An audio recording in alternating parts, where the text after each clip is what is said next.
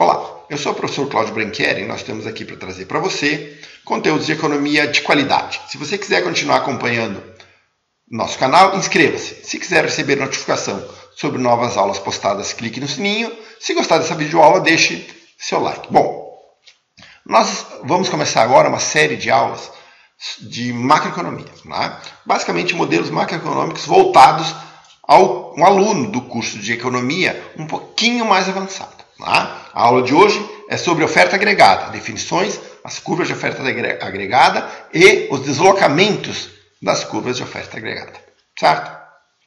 Basicamente, existem duas curvas de oferta agregada. Uma curva de oferta agregada de longo prazo e uma curva de oferta agregada de curto prazo. A curva de oferta agregada de longo prazo, né, nós vamos definir com esta sigla. E a curva de oferta agregada de curto prazo, nós vamos chamar de curva de oferta agregada de curto prazo. Assim, nós vamos ver ela aqui um pouquinho mais à frente. Bom, qual é a diferença entre o curto prazo e o longo prazo macroeconômico? Aqui está na definição. Longo prazo macroeconômico é o período de tempo suficientemente longo para permitir que tais forças tenham atuado de tal forma que o PIB real se iguale ao PIB potencial e que o pleno emprego prevaleça. Traduzindo, longo prazo macroeconômico é quando a economia real está em pleno emprego. Então é isto.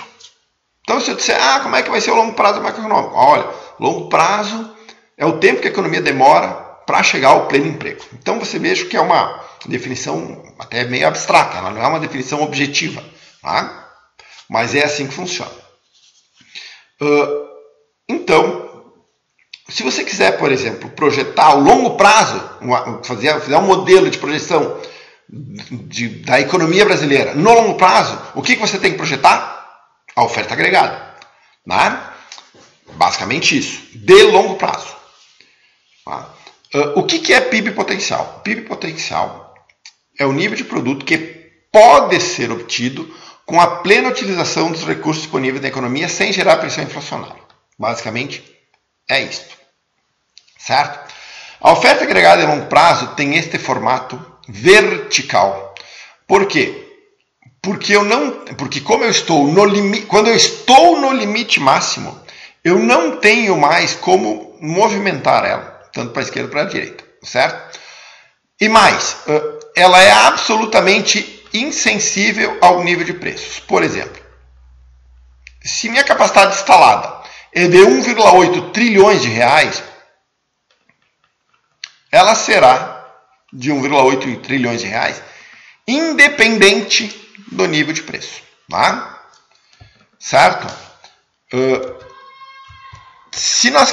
Deixa eu voltar aqui. Se nós quiséssemos,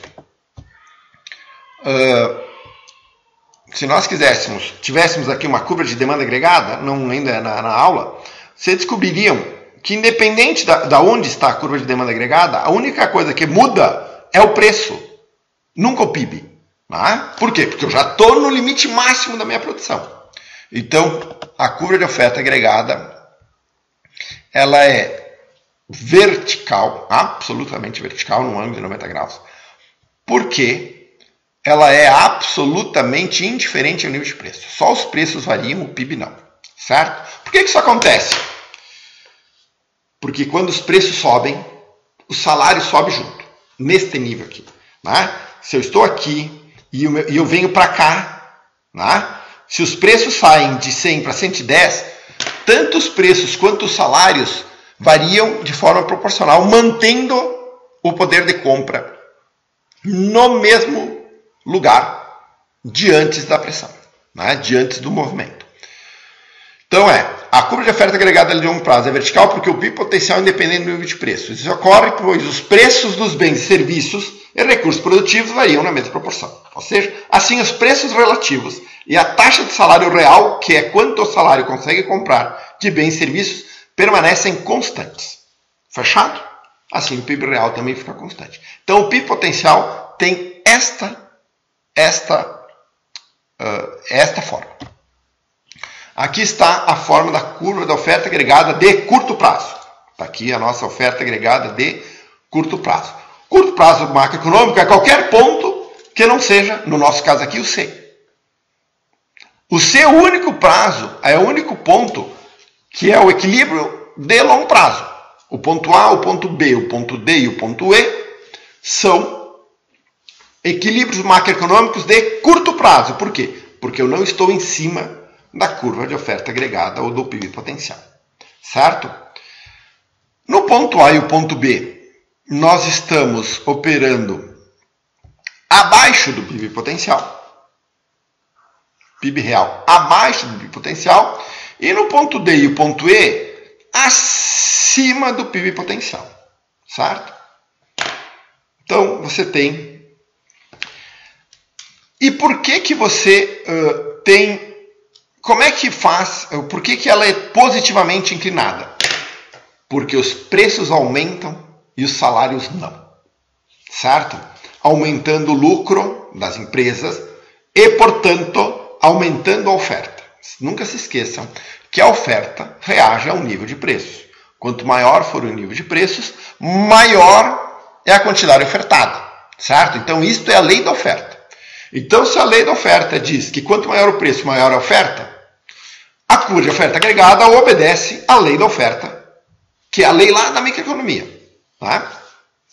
Então, o que nós temos aqui? A curva da oferta agregada de curto prazo é ascendente porque os preços aumentam sem que os salários aumentem, incentivando as empresas a produzir mais devido ao aumento dos lucros. Basicamente é isso. Certo? Então,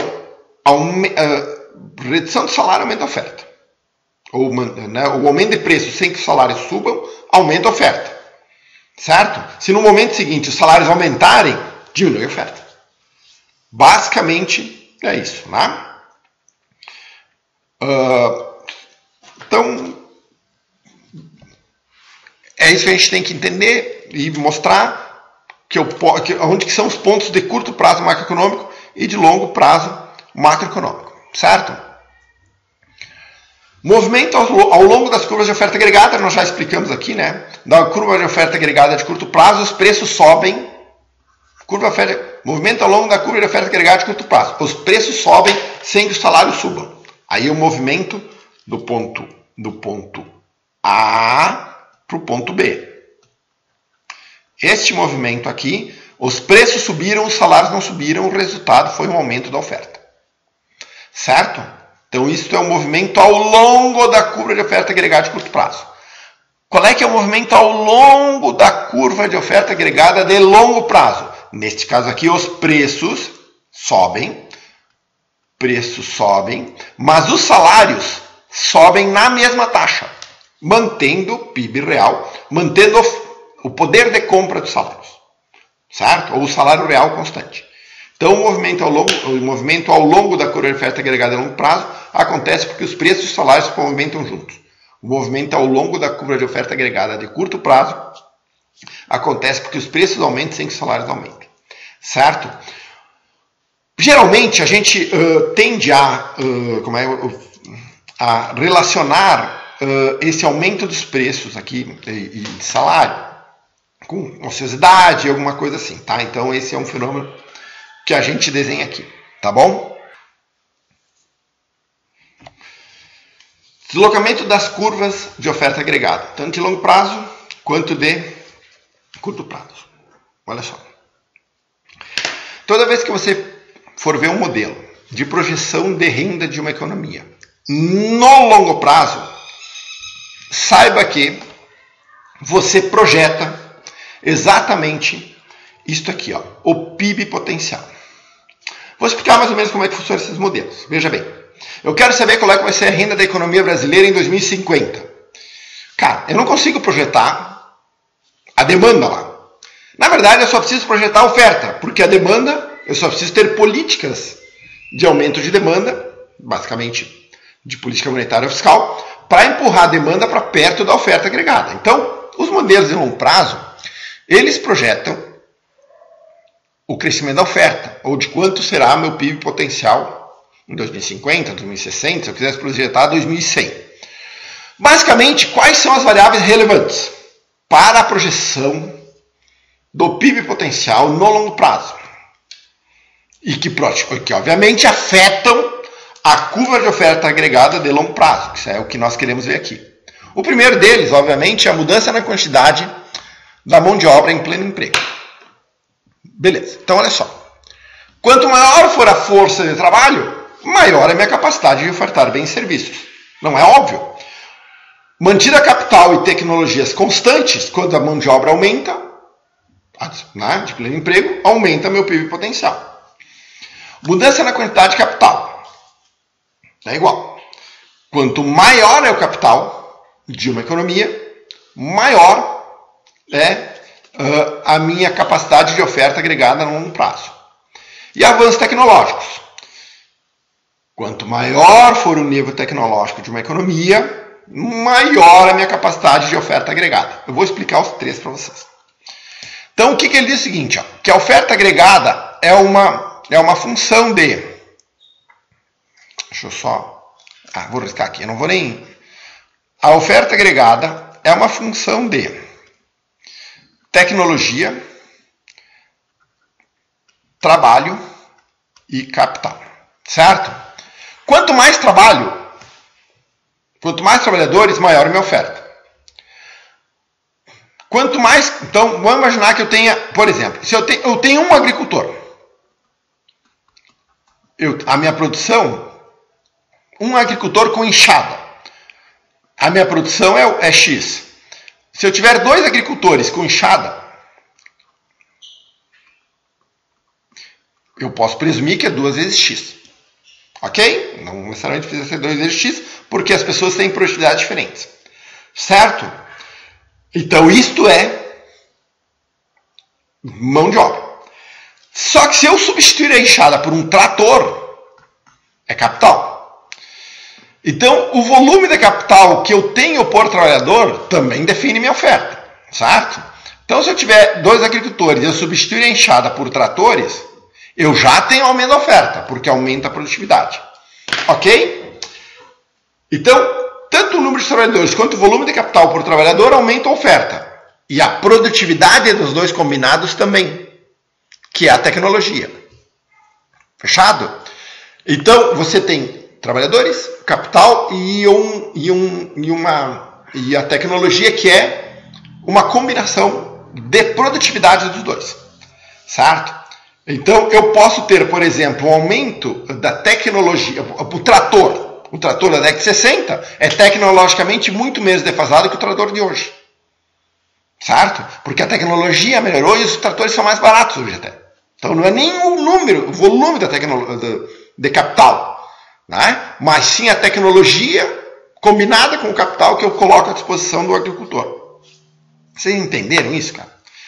Então, basicamente, esses são os 3 fatores que afetam a curva de oferta agregada de longo prazo. Né? Então, olha só. Vamos imaginar uma guerra. Uma Segunda Guerra Mundial. Ela matou trabalhadores. Não matou? O que acontece com a oferta agregada e o PIB potencial? Puf, vem para cá. Basicamente, uma guerra desloca a curva de oferta agregada de longo prazo para a esquerda. Certo? Ao longo do tempo, basicamente, a mão de obra aumenta, porque a população humana, né, a população dos países, de via de regra, aumenta. Então, você vai deslocando a oferta agregada a longo prazo para a direita. Então, mudança na quantidade de mão de obra, quando aumenta, para a direita. Quando diminui, para a esquerda. Mudança na quantidade de capital. Mesma coisa. Se você tem... se você aumenta o volume de capital à disposição do trabalhador, a curva agregada a longo prazo se movimenta para a direita. Se você diminui a quantidade de capital, que geralmente não acontece, é raro acontecer, mas também uma guerra destrói capital. Tá? Uma guerra, por exemplo, destrói capital. Tá? Você tem uma curva de oferta agregada de longo prazo para a esquerda. Uma outra coisa que pode mudar a quantidade de capital é quando a depreciação é maior que o investimento. Você sabe que as máquinas se deterioram. Se eu não tenho investimento em nível suficiente para compensar a deterioração desse capital, eu vou ter diminuição de capital, eu posso ter uma curva de oferta agregada se deslocando para a esquerda. E avanço tecnológico, esse sim, não tem como retroceder, já que efeito tecnológico também tem a ver com conhecimento, né? Então, isso né? Não teria como, é difícil você pensar num retrocesso. Então, os avanços tecnológicos, via de regra, melhoram a produtividade tanto da mão de obra quanto da quantidade de capital e deslocam a curva de oferta agregada de longo prazo para a direita. Fechado? A curva de oferta agregada de curto prazo, ela basicamente se desloca quando há uma mudança na remuneração monetária dos salários e dos outros recursos. Então, ela se desloca para a direita. Quando a remuneração monetária dos salários e outros recursos diminui, ela se desloca para a esquerda quando a remuneração monetária dos salários e outros recursos aumenta. O aumento das remunerações monetárias afetam a curva agregada de curto prazo porque aumentam os custos das empresas e diminuem a disposição de suprir qualquer quantidade de oferta para cada nível de preço. Tá? Então, basicamente, aumento dos salários nominais reduz a oferta agregada de curto prazo e o contrário é verdadeiro. Então, quando há um aumento dos salários nominais, a curva de oferta agregada de curto prazo faz esse movimento do desenho aqui, ó, do 0 para 1. Ela se desloca para a esquerda. Como, obviamente, eu estou em cima da curva de oferta agregada de curto prazo aqui, eu só tenho inflação, né? Sem que isso afete o PIB. Certo? Depois a gente vai ver, vou ver hiato deflacionário, a gente vai ver mais para frente o que acontece com os preços quando essas curvas de oferta agregada, tanto de longo quanto de curto prazo, se movimentam. Tá? Mas basicamente o que movimenta para a direita e para a esquerda a curva de oferta agregada de curto prazo é aumento dos salários monetários, da remuneração monetária dos salários. Certo? Equilíbrio de curto prazo, equilíbrio de longo prazo. Né? A finalidade do modelo de oferta e demanda agregada é explicar mudanças no PIB real e no nível de preço. Ok? Nesse nosso caso aqui, vamos imaginar o ponto. Vamos imaginar aqui nós temos uma curva de demanda agregada. Nós não vimos ainda, nós vamos ver na frente. Que eu também vou explicar. Tá? No ponto B aqui, ó, nós temos um excesso de demanda. Certo? Por quê? Porque os preços estão baixos, as empresas a este nível de preços não querem ofertar, mas a este nível de preço o consumidor, você tem aqui um excesso de demanda, né? Que obviamente impulsiona os preços para cima sem que os salários aumentem, né? E isso obviamente conduz ao equilíbrio. Então, o ponto A e o ponto B, o ponto D e o ponto E são equilíbrios de curto prazo. Tá? Se o nível de preço for de 120, por exemplo, que é o nível D, o PIB real oferecido será de 1,93 trilhões e o PIB real demandado de 1,67 trilhões. Aqui as empresas têm estoque, elas não conseguem vender sua produção, né? E a única maneira de fazer com que isso venha, se equilibre, é via redução de preços. Né? À medida que os preços e não os salários vão reduzindo, o lucro das empresas vão diminuindo, algumas vão fechando por ineficiência, outras vão cortando sua produção, até que os preços caiam e você se equilibre, né, naquilo que nós conhecemos como equilíbrio de longo prazo. Certo? Então, o ponto A e o ponto B, o ponto D e o ponto E, eles convergem para o equilíbrio de longo prazo. Vocês observem que a forma com que o mercado encontra o equilíbrio no modelo oferta e demanda agregada é exatamente a mesma maneira como se encontra o equilíbrio na economia de mercado, onde você tem lá a oferta e a demanda e o preço de mercado. As pressões que levam ao equilíbrio é basicamente o mesmo. Fechado? Equilíbrio de longo prazo. Nós já definimos aqui, né? Que é exato. Aqui tem um C sobrando. Perdão. Oferta agregada de longo prazo. É exatamente no ponto C anterior. Ou seja, quando eu estou no ponto D, eu tenho excesso de estoque. Quando eu tenho no ponto B, eu tenho excesso de demanda. Né? As forças, elas atuam. As forças de mercado, de salário e de preços, atuam de maneira a convergir tudo aqui para o nosso equilíbrio de longo prazo. Equilíbrio de longo prazo. Qual é o nosso PIB real de longo prazo? 1,8 trilhões. 1,93 trilhões aqui não é o equilíbrio de longo prazo, 1,7 trilhões não é o equilíbrio de longo prazo. Isso aqui tudo são equilíbrios de curto prazo. O equilíbrio de longo prazo é 1,8 trilhões, exatamente aqui no ponto C, certo? No longo prazo, a demanda determina o nível de preço, mas não possui nenhum efeito sobre o PIB real. É basicamente o que eu já expliquei para vocês. Se vocês quiserem projetar alguma coisa, se eu quiser projetar o crescimento econômico de 2021, eu preciso projetar a demanda, porque 2021 é curto prazo. Se eu quiser projetar o equilíbrio econômico, o PIB, em 2050, eu preciso projetar o PIB potencial. Então, no longo prazo, a demanda agregada determina apenas o nível de preço, mas não possui nenhum efeito sobre o PIB real dentro do modelo de oferta e demanda agregada. Fechado? Bom, pessoal, essa foi a nossa aula de hoje. Estou retomando de novo, estou desenferrujando. Eu vou deixar para vocês aqui 2 vídeos para recordar. Um do equilíbrio de mercado, né? Para entender como essas forças de oferta e demanda individual levam ao equilíbrio, ao preço e à quantidade de equilíbrio. E uma outra aula sobre oferta agregada que eu já tinha colocado também lá na fase introdutória. Daqui a pouco, se vocês tiverem alguma dificuldade nesta hora, vocês vão entender um pouquinho mais lá. Fechado? Então tá bom, galera. Essa foi a nossa aula de hoje. Até a próxima aula.